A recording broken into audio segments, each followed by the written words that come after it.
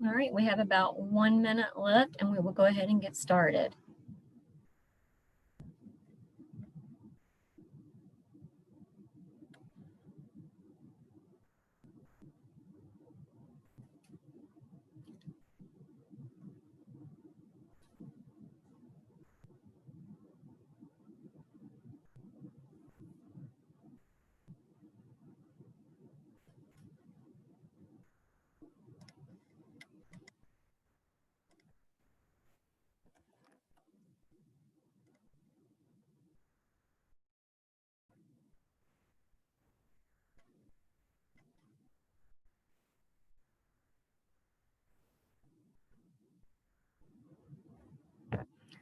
All right, it is 12 o'clock, so we will go ahead and get started with the Lunch with Darva webinar.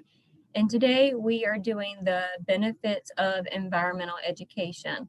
So if you are joining us today, you can submit in the chat box, tell me what county you are from in the Dan River Basin, and that way we can kind of get this conversation going and see where people are from.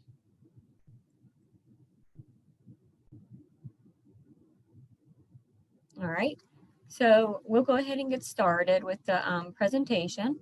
The first thing that I want to show you guys is an introduction to Darva's environmental education programs. I want to show you guys a video about Darva's programs and kind of give you a quick 30-second briefing of what fun we have with our programs.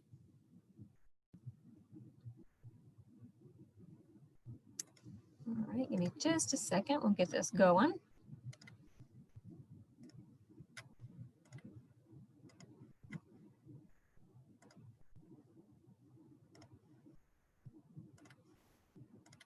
All right, so here is our video. Let's show this to everyone to introduce Darva's programs. And if you're just coming on, you can go ahead and submit in the chat box. Tell me what county you're from.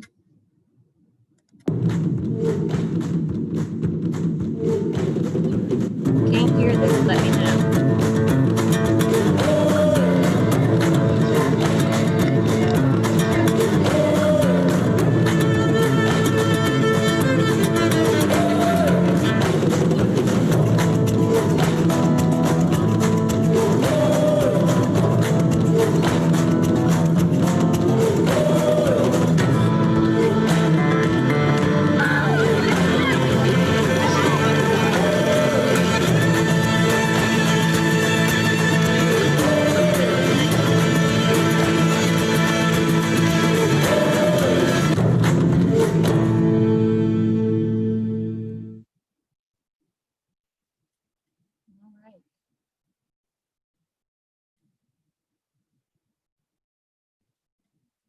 So that was just a quick video to show you guys Darva's education programs. If you haven't seen some of those programs before, we'll talk a little bit about those.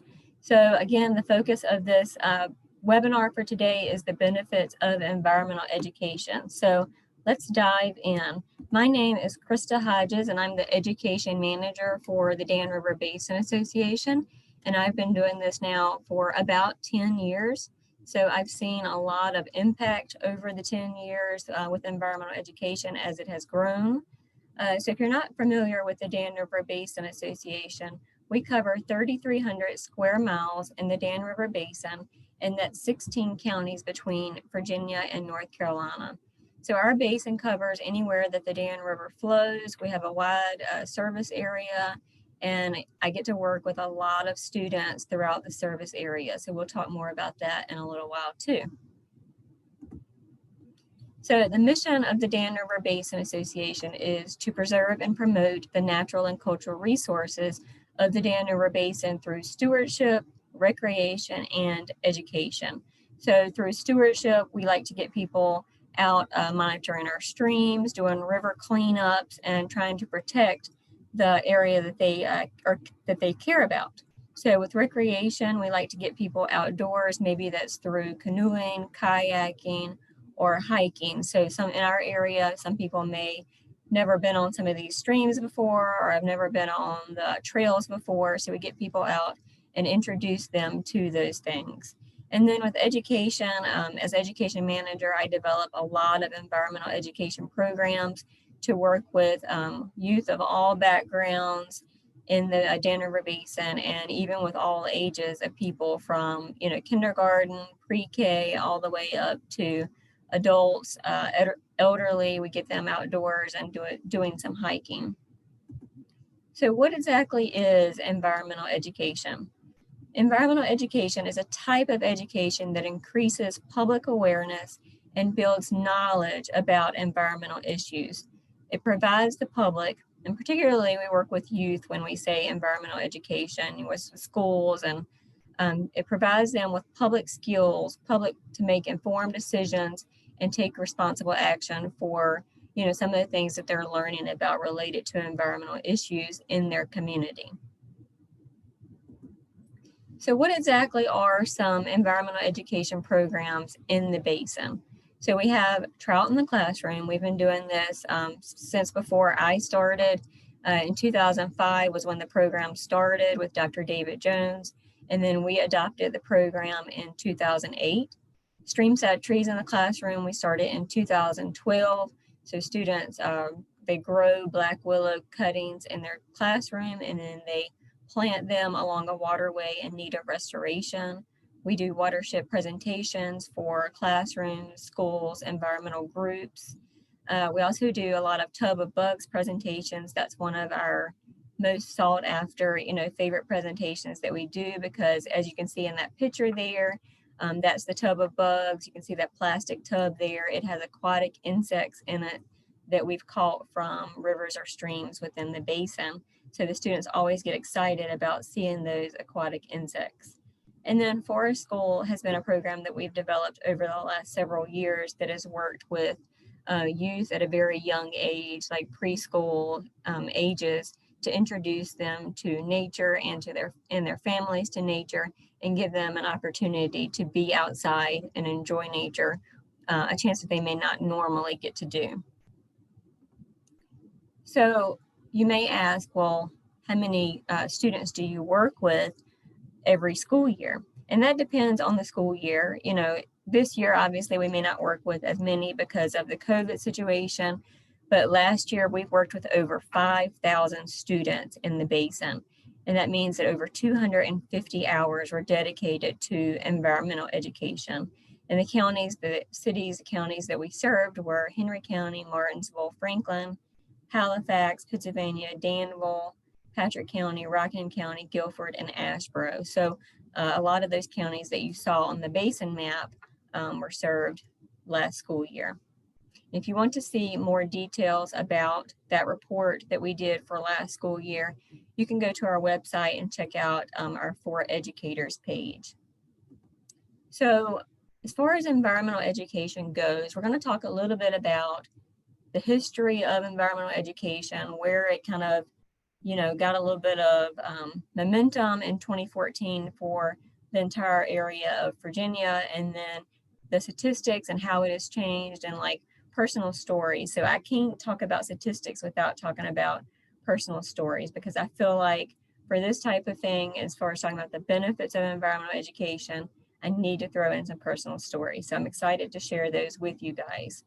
So in 2014, Governor McAuliffe at the time, he signed an executive order creating an environmental literacy program. And what happened was, prior to that time, if you talked about standards of learning guidelines and that kind of thing, a lot of the focus was on the Chesapeake Bay. The standards of learning, the tests, in regards to the test, a lot of the questions were about the Chesapeake Bay. Well, down here in Southern Virginia, that's not the basin, obviously, that we're in. So it didn't really make a lot of sense for all of our students to specifically be talking about the Chesapeake Bay. While that is the biggest watershed in Virginia, the James River watershed flows right into the Chesapeake Bay, it doesn't make sense for Southern students to be focusing on that. So when the governor mandated in 2014 that this environmental literacy program happen, his goal was to enable students in the region throughout Virginia to graduate with knowledge and skills to act responsibly to protect and restore their local watershed. So basically at that point in time, he was saying that all of Virginia matters, all of the watersheds matter, and all of the natural resources across Virginia matter, not just the Chesapeake Bay. So let's talk a little bit about, if you go onto the internet and you want to look about the benefits of environmental education, well, you're going to find, there's a ton of benefits out there, and we're going to talk in a little bit more in detail about those benefits, but let's just get an overview of what those benefits are. So some of the first things that'll pop up are that they improve academic achievement. Test scores improve as environmental education can be connected to all subjects. You can talk about it in math. You can go out and count, how many pine cones you see. You can do creative writing about it. You can do art about it. You can do, of course, science, and you can talk about a little bit more in detail about the species and stuff. But specifically, teachers were seeing that as they did environmental education and hands-on learning, the test scores of students were improving. So environmental education also connects youth to the natural environment. So it gets them outdoors, and that's what environmental education is all about, is getting the youth out there and exposing them to these opportunities. It also supports STEM learning. So in 21st century learning, STEM learning is a very big focus, and we'll talk a little bit more about that in a few minutes as well. It also, it breaks the indoor habit. So what exactly is the indoor habit? Well, if you talk about a lot of youth these days, they spend a lot of time indoors on, their TV or iPad or playing video games. Well, this opportunity of giving them environmental education breaks the indoor habit. It also improves their student health. So getting outdoors and being active can improve your health overall. And then it reduces crime and antisocial behavior because it gives the students something that they feel like they are a part of. So if you talk about doing like a community garden at a very urban school, it can pull those students together. They can share it with their families. They can create a sense of community right there in, this community garden. And that reduces their, their chances of going out and being involved in like street gangs or any just antisocial behavior that you wouldn't want to be a part of. So what exactly are we talking about when we say the indoor habit? So if I asked you, how did you spend your childhood? Well, I spent my childhood outside. I went outside all the time. We had a small stream below our house, and I always went out and looked for frogs and crayfish and those kinds of things. But nowadays, again, like I was saying, if you ask children what they spend their time doing, they're most likely going to tell you they spend their time playing video games or watching YouTube videos or watching movies. And part of that is because they are scared. Their parents are scared for them to go outdoors, whether it's, drug related or child trafficking or something like that. Their parents are afraid. And also maybe their parents just don't have the time to take them outside and do activities like that anymore. So it's kind of a walk on a fine line there between, being safe and then actually having an opportunity to go outside and enjoy the resources. Today's generation of children is the first to grow up indoors. Children ages 3 to 12 spend 27% of their time each week watching TV and only 1% outdoors. It's a very, very small amount of time outdoors. Approximately 17% or 12.5 million U.S. children ages 2 to 19 were obese in 2008. So if you look at that, we'll talk a little bit more about obesity rates and how they have went up. But it's sad to think about, children, in my time, there was hardly any obese children when I was younger. And now that has changed so much. In 2000, 2/3 of the public failed a basic environmental quiz. So just learning about the environment, like basic things, people could not pass the quiz. Okay, so if you have any questions at any point, feel free, you can put that in the chat box, you can put that in the question and answer box, but I will have some time at the end of the webinar dedicated specifically to questions and answers. But feel free to put that in the chat box, maybe something that you're thinking or you want to add in a good point, because that helps, kind of break up the webinar a little bit, and maybe we can talk about some different things. So don't feel bad about putting that in there. So let's talk about student health. How has it changed? So talking about obesity rates since 1999 and 2000. So ages 2 to 19, 13.9% were obese. So that's just, 20 years ago, 13.9% were obese. But if you look now, as we're getting closer to, 2020, look in the 2015, 2016 area, look how much it has grown since 1999 to 2000. It has went all the way up to 18.5% of children in the obesity range. So it's quite a bit of an increase there. And then look at ADDs or ADHD. So if you look at 1997, 5 to 17 years of age, 6.5 were ADD. But look how much that has grown since that time. So in 2015 through 2017, 10.8% of those children in that age range have attention deficit disorder. It's quite sad. You can look at all of these different types of student health across the board. All of these have went up since the last 20 years. And you can also correlate that with the lesser amount of time being spent outside.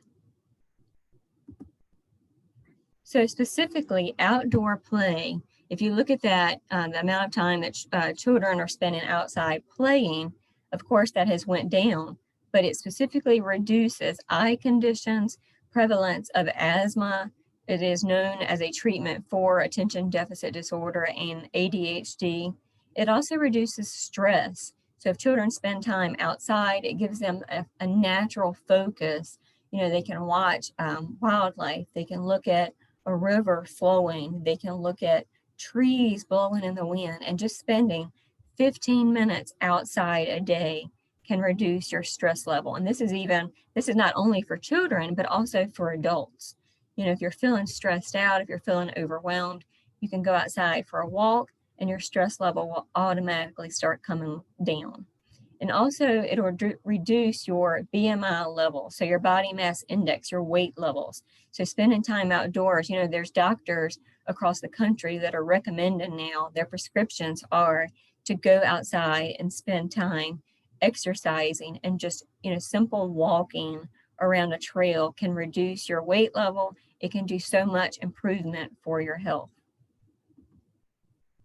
So we can't talk about environmental education without talking about STEM learning. So what is STEM learning? It's the focus on science, technology, engineering, and math. 21st century learning is all about STEM learning. Well, in 2013, environmental education was integrated into STEM learning, now known as eSTEM. So what exactly does eSTEM align with when it comes to engaging students? So it provides a hands-on, project-based environmental learning opportunity for students. It can provide tangible themes. So learning about the environment incorporates like the broader area. It's a passion area for many children, because they can, get into learning about wildlife, or they can get into learning about trees and looking at leaves and stuff. It provides tangible themes for them, and it aligns with interests. The environment is consistently rated as one of children's top interests. However, if it's a top interest, then why are they spending less time outside?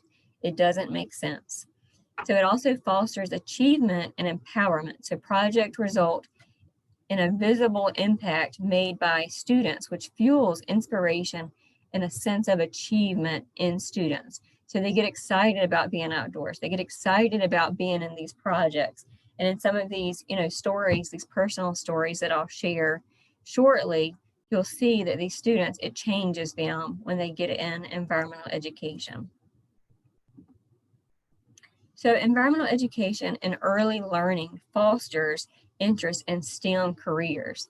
However, this needs to be provided at a very young age. The younger, the better when you talk about STEM learning and STEM careers. In 2014, an experimental study examined the impact of citizen science. So basically getting anyone, these children, involved in learning about science. So they did hands-on stuff with horseshoe crabs. So they conducted field work with naturalists and professional biologists learning about horseshoe crabs. And when they learned about these, it got them excited about being hands-on. And what this showed was this influenced their career goals, and it gave them higher motivational beliefs regarding science, and also higher levels of achievement. So they were not only excited to be doing this, but they felt very excited about being in this particular field work. So it gave them an opportunity to get their hands on these horseshoe crabs, which is pretty cool too. So related to STEM learning, a Martinsville City public school teacher and myself, we're doing a Virginia Association of Science Teachers Professional Development Institute in November. It's actually November 12th through 14th, and we do this. We're going to be talking about how environmental education impacts students' future careers. So we're very excited to be offering this to teachers throughout Virginia. So that's a very exciting opportunity coming up for us. So when you talk about environmental education, you can't talk about it without saying that there are some gaps and challenges, not only for parents, for getting their children outdoors, but also for teachers. So if you talk about schools, we're talking about integrating environmental education into schools. What exactly are the gaps and challenges that teachers and schools might be facing? And we've seen this, I've seen this personally with schools that I've worked with, alignment with testing requirements. So much focus is put on testing requirements that they feel like they don't have time to do these extra environmental education programs. And hopefully this is something that we can change for them. But also time constraints. I just mentioned time with doing extra programs because so much of the focus is on SOLs. And also isolated disciplines. I ran into teachers before that are in the STEM field, but maybe they're specifically focused on engineering or math and not so much focused on life science or natural learning in the outdoors. So isolated disciplines. And then also, what are some more gaps and challenges that they might face? Maybe a lack of confidence with some subjects. Maybe some teachers don't want to be outside. Maybe they have a fear of being outside. Maybe they have a fear of bugs or spiders or something like that. So it's really about getting these teachers even comfortable with doing this type of program. And then what are the clear connections to the environment? Some teachers are not always able to correlate the connections with the environment and STEM learning. Even though environmental education can be connected to all subjects across the board, they still have a hard time making the clear connections between those subjects like physics and applied sciences such as engineering to the environment. Now, last year for Trout in the Classroom, we actually did an engineering brief showing how students could make machinery to remove litter and pollution out of waterways. So that was one way that we connected it to engineering. So they actually got to create this robotic machinery to remove the litter and the trash and the pollution from the waterway. So it can be done. It just has to be either help the teachers or just give them an easier way to make that connection. Okay, so this is my favorite part. When I talk about environmental education and the benefits of environmental education, I like to talk about the direct personal stories that I've seen happen over the last 10 years. So I have a few of those stories to share with you. I won't share any names or anything like that, but just give you an overall idea. So in this picture here that you're looking at, there's actually a student in this picture that we had an event. It was a river experience event for a group here in Martinsville. And the youth were going to get out and learn how to canoe and kayak. Well, one of the students in the picture, when they arrived that morning with their parent to do the river experience, they saw the water and they were so terrified when they saw the water because It was up just a little bit that day, and it was moving a little bit fast. And I don't think the student had ever been to the river before, because when they saw the river, they wanted to go home. They told their mom they didn't want to stay, they wanted to go home. And so myself and my coworker went over and talked to them, and we were like, we're not going to push you to do anything that you don't want to do. It's all going to be safe. You're going to have a life jacket. You're going to have, a rope holding onto the canoe or kayak that we put you out on. Just give this a chance, and you're not going to have to do anything that you don't want to do. If you want to get off the canoe or kayak, you can do that, and you can come back to the bank here and just stay on the bank. So the student said, okay, I'll give it a try. So we gave the student a new experience. We gave them a new opportunity to do something that they'd never done before. We pushed the students' boundaries. So we created a new limit for them. And we took them out of their comfort zone just by a little bit, but it was not something that they didn't want to do once they got out there. And actually, once the student got out there, their mind was completely changed. They were so excited about doing this canoe and a kayak, and that they ended up being the teacher. They wanted to show other students how to do this, and they didn't want to leave at the end of the day. And then by the time they did leave, they shared the experience with their family. They were so excited to go back and talk about this experience with their family. You could just see a complete transformation with this particular student. So let's talk about another one. So sometimes these experiences change students. So another student, a few years ago, we had a trout release, and one of the students got out and was so excited about, learning about the aquatic insects and doing the tub of bugs, that again, this student became the teacher. The student wanted to show the classmates about everything that she was learning about, and she just was taken out of the classroom setting and placed in her element. So her teacher ended up talking to me after this particular presentation, and she said that in the classroom, this student struggled with completing her math sheets. It was supposed to take only 15 minutes, and she ended up taking an hour and a half to do her worksheets. When she was called on during class, her little jaw just quivered, and she would forget her answers to the, whatever the question was. In the classroom setting, she was terrified. But once we got her outdoors and placed in her element, she became the teacher. And it was so, so exciting. Again, another transformation among this particular student.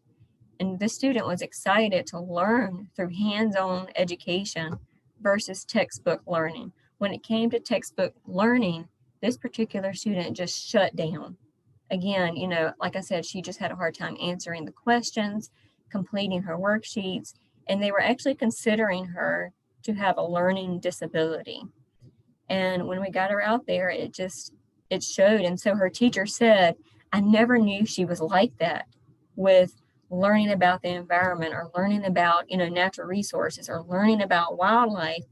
And she said, I need to make sure her next teacher knows this, so that way they can better know how to accommodate to this student, and even keep that in mind for other students.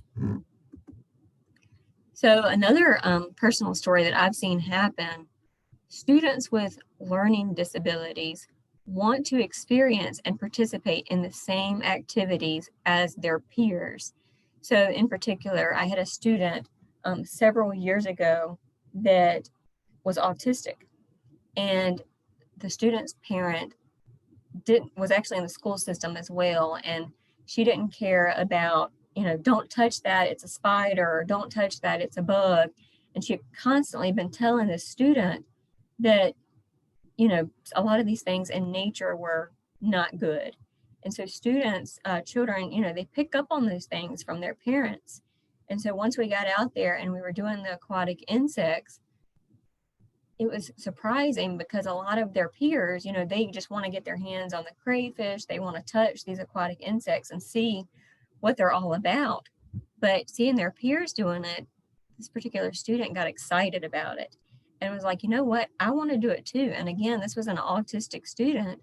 And the fact that this student stepped out of his comfort zone was just amazing. You don't get autistic students or children that do that very often. And I've seen that happen. It is just amazing.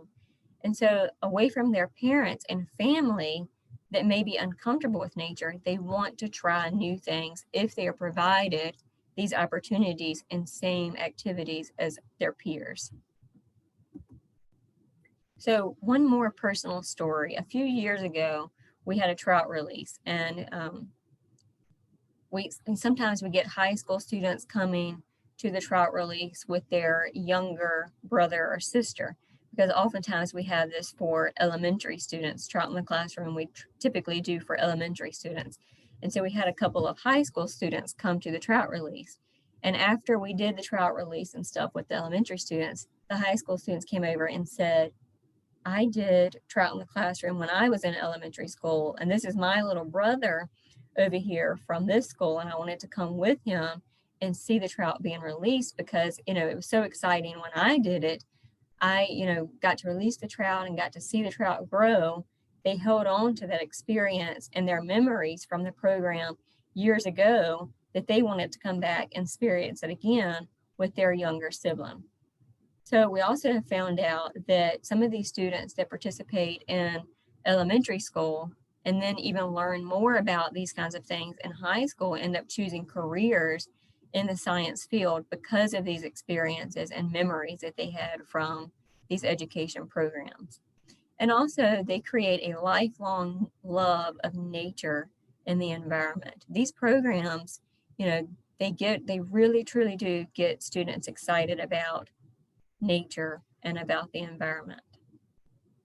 So I know I can tell you personal stories, and I've shared some with you, but I also want to share some stories of how teachers in the Dan River Basin have seen how this has impacted their students. So I'm going to share that with you now. The first one that we're going to hear from is Miss Jill Collins. She's the STEM Academy instructor at the STEM Academy in Pittsylvania County. And then the second one that we're going to hear from is Miss Lori Witt, who is the STEM teacher at Martinsville City Public Schools. And both of these teachers I've worked with for more than 5 years.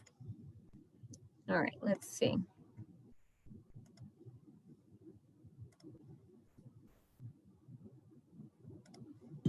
Hello, I'm Jill Collins, a teacher at the STEM Academy in Pittsylvania County School System.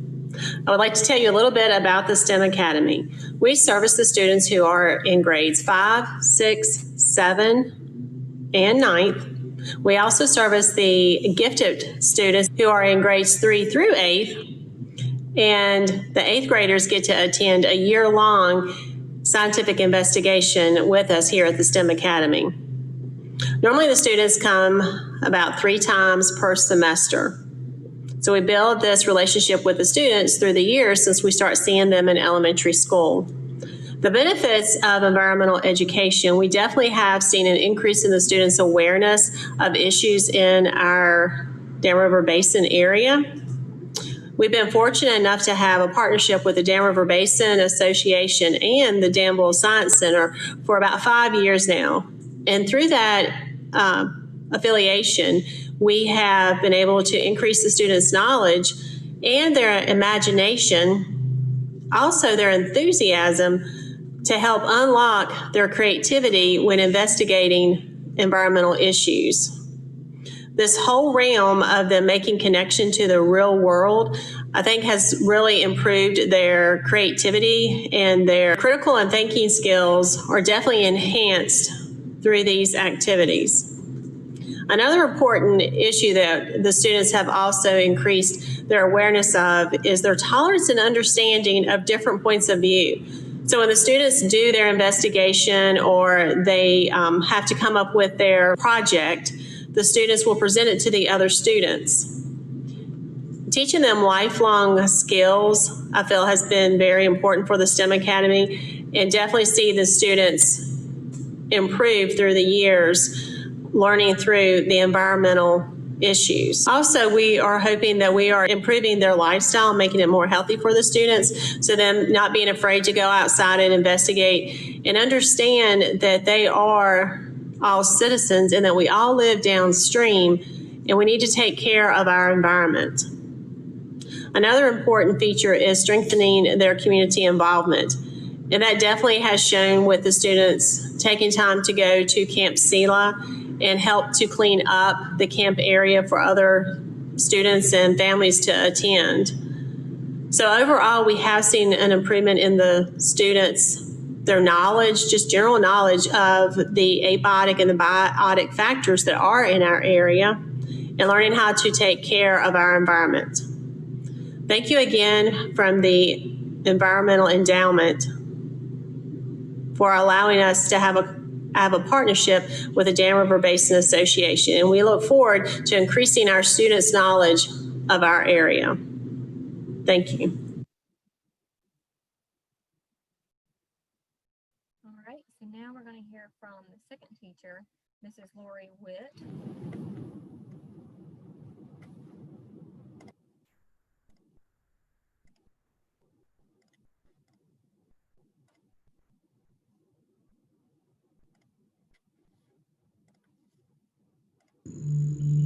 Hello, environmental education is something that's very near and dear to me.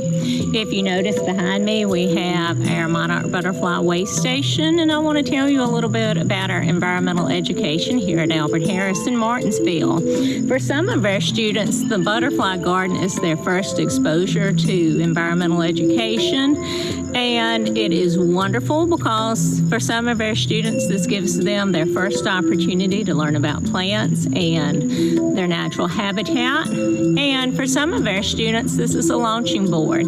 So not only do they practice what they're learning here at school, but they take it home with them. I've had many parents and grandparents talk to me and ask how they can do a butterfly garden at their house. And while they're not going to have a waste station like we do here, they are making the gardens at their home more friendly for butterflies. And the students are taking what they're learning and they're taking it back home and they're building on it. Environmental education is interwoven through Virginia's standards of learning for students in kindergarten through 5th grade, and it's also something that they will be able to continue for life. When our students come back to school after our virtual learning, we're going to have our weather station, and you can notice we have several different instruments here. We have 2 different kinds of thermometers. We also have a clock, a reporting station, our weather vane, a windsock, and a rain gauge. So students are getting hands-on practice using these different instruments. So weather is really coming to life for them, and hopefully this will spark an interest in the weather that will continue for a lifetime.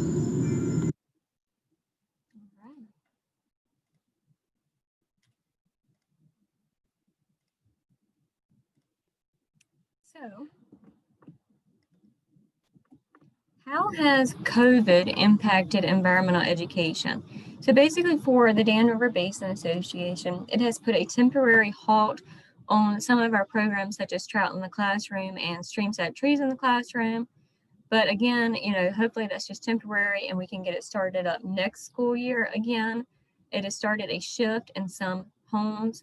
So if you look at, I don't know if you guys paid any attention, but most recreational and outdoor supplies sold out in 2020. So hopefully some of that shift was taken from being inside, quite a bit when we were all in quarantine to getting outside and enjoying the resources. Bikes are sold out, canoes, kayaks were sold out. It was pretty exciting to see that.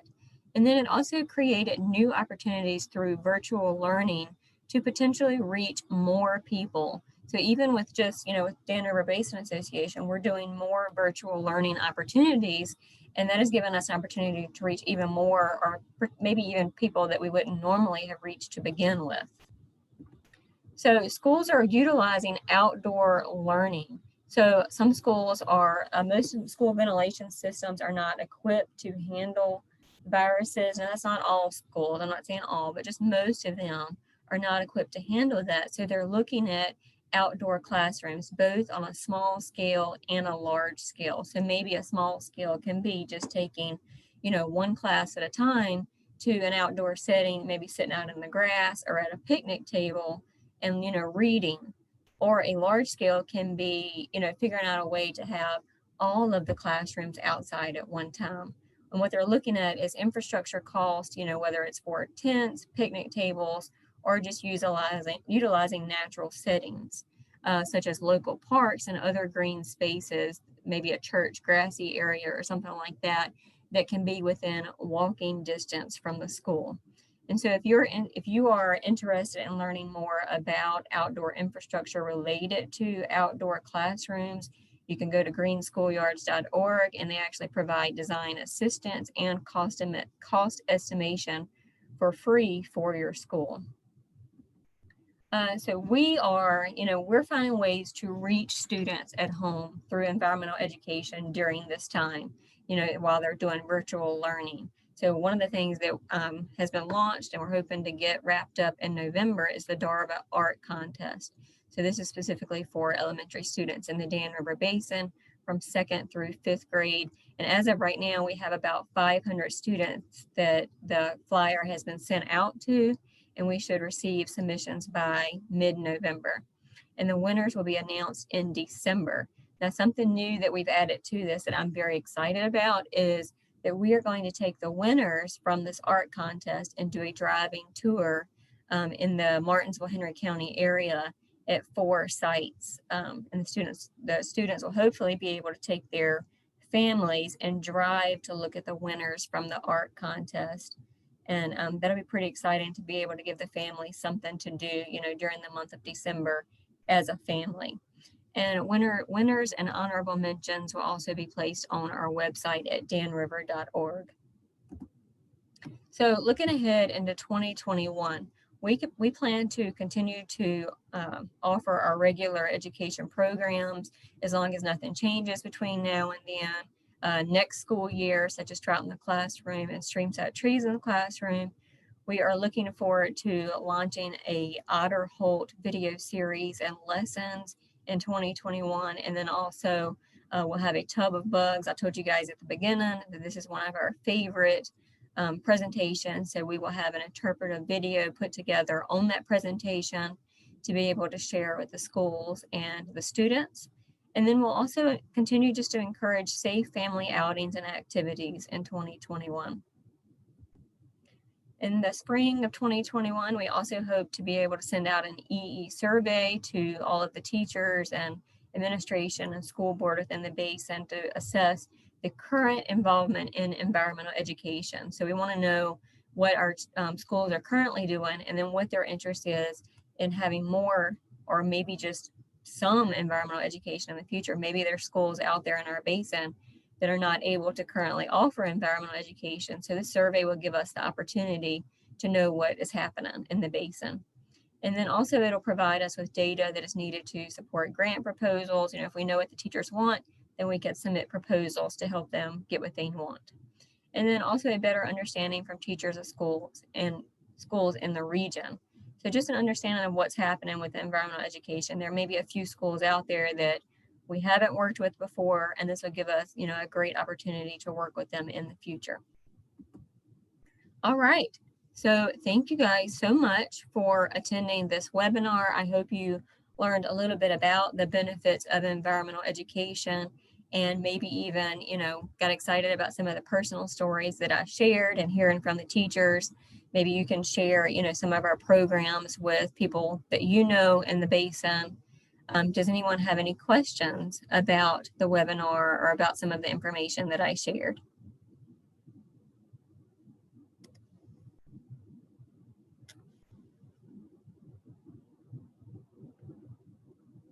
Okay. Well, thank you so much again for attending the webinar. I have recorded this webinar, so I plan to put it on our Lunch with Darva page, so you can view this in the future if you want to refer back to it. And we will be wrapping this webinar up now. So thank you guys, and feel free to email me if you have any questions. You can reach me at khodges@danriver.org. Thank you so much.